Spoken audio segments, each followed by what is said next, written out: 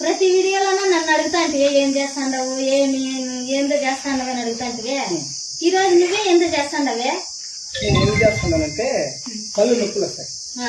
ఆ పళ్ళు నొప్పులు ఇది పోగొడుతుంది. ఈ చిక్క అంత మంచిది. ఏదొచ్చి ఫస్ట్ ఇట్లా ఈ విధంగా గిన్నెలో కాడ కట్టుకోవాలి. ఈ రంధ్రాలు రెండు పెట్టుకోవాలి. ఈ అటక్కం ఈ పక్క చిన్నది, ఈ పక్క పెద్దది.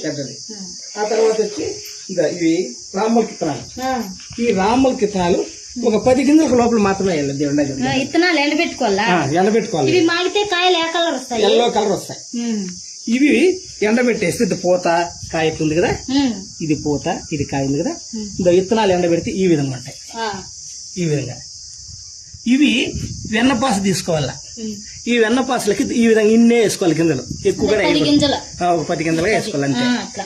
ఇట్లా వేసుకుని మనము ఇది ఉదయాన్నే ఏమి తినకనే పరగడుపుని ఈ విధంగా చేయాలి. ముందుగానే బెల్లం వేసుకోవాలి.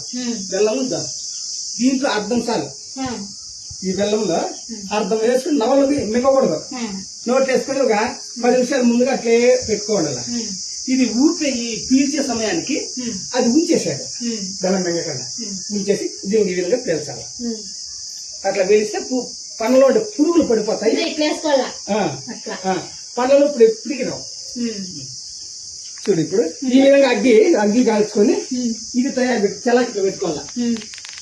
ఇదే ఇట్లా ఇది బాగా కాలేటప్పుడు దీని మీద వేయాల. చూడు ఈ విధంగా ఈ చలాకి మీద ఇది వేయాలన్నమాట.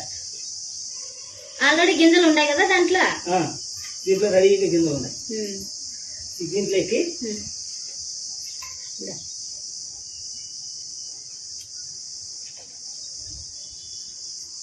ఇంకా ఇది ఇట్లా పేసేసి చక్కని అక్కడ పెట్టేసేది.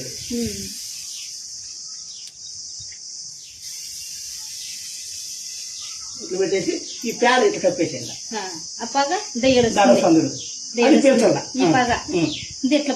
అది ఇట్లా పీల్చేది వదిలేదు.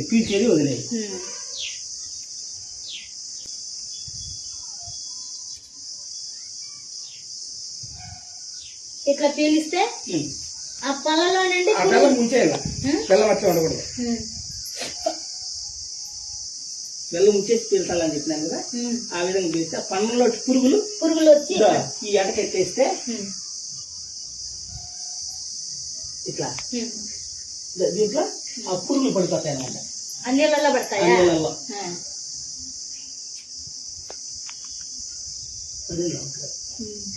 పొద్దున్నే పొద్దున్నే సరేలే.